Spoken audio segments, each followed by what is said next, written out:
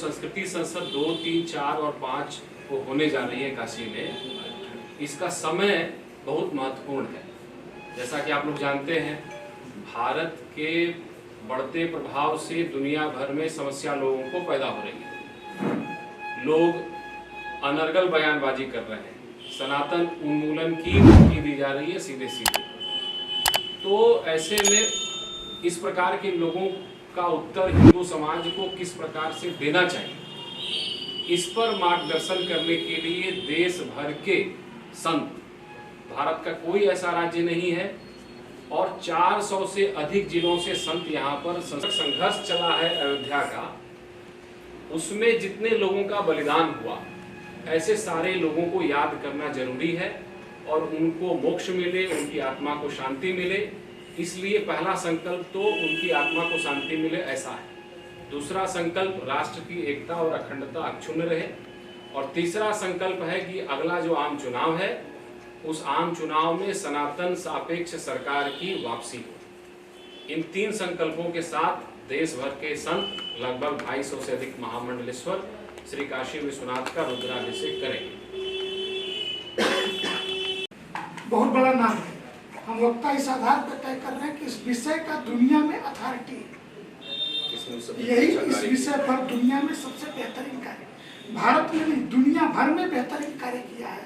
इसलिए हम संतों को, इसलिए कि ये बहुत भारी महामंडलेश्वर है, 250 मंडलेश्वरों को बुलाया है। काशी के इतिहास में एक साथ इतने मंडलेश्वर शंकराचार्य, रामानंदाचार्य कभी नहीं आए आज तक। कुंभ मेलों के बाद साधु आते हैं, तो किसी अखाड़े में 200 साधु, किसी में 500 साधु। मैं प्रोफेसर विनय कुमार पांडे, संगठन मंत्री श्री काशी विद्वत परिषद। ये जो कुछ आयोजन आज किया गया, इसका मूल उद्देश्य क्या है? इसका मूल उद्देश्य है जो हमारा आयोजन है, उस आयोजन के बारे में समाज को, पूरे राष्ट्र को बताना कि यह किस तरह का आयोजन है। ये जो संस्कृति संसद हो रहा है, इस संस्कृति संसद में किन किन विषयों पे चर्चा होगी और उनके सिद्धांत क्या हैं और उनका संप्रेषण क्या है, हम आखिर समाज को क्या देना चाहते हैं और समाज के किन किन पहलुओं पर जुड़े हुए किन किन पहलुओं पर विचार होगा और उससे समाज को क्या लाभ होगा और उसमें हमारे राष्ट्र को क्या लाभ होगा। अब इन सभी विषयों पर उसमें विचार विमर्श होगा। सनातन धर्म का मूल उद्देश्य क्या होता है? सनातन धर्म का विश्व बंधुत्व, विश्व कल्याण, क्योंकि हमारे यहाँ अयम निजः परोवेति गणना लघुचेतसाम उदार चरिता नाम तो वसुधैव कुटुंबकम, ये हमारे सनातन धर्म के मूल उद्देश्यों में से एक है।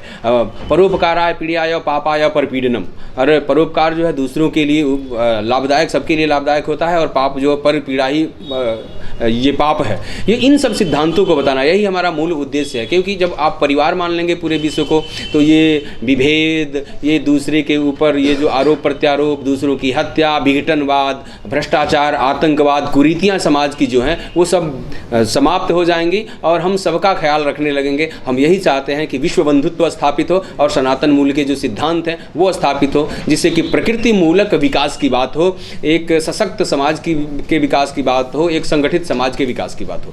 सर, सनातन धर्म से कोई युवा कैसे प्रभावित होगा? सनातन धर्म के सिद्धांतों को, सनातन धर्म के जो मूल्य हैं हमारे, जो हमारे शास्त्रों में निहित हैं, संस्कृत के गूढ़ अर्थों में निहित हैं, उनको समाज के सामने प्रकाशित करने से स्वयं ही हमारे युवा उसमें आकर्षित होंगे उन सब विषयों से, और आकर्षित होकर के और उनमें अधिक से अधिक सहभागिता करेंगे। उनका आचरण तो कर ही रहे हैं, सहभागिता भी उसमें करेंगे।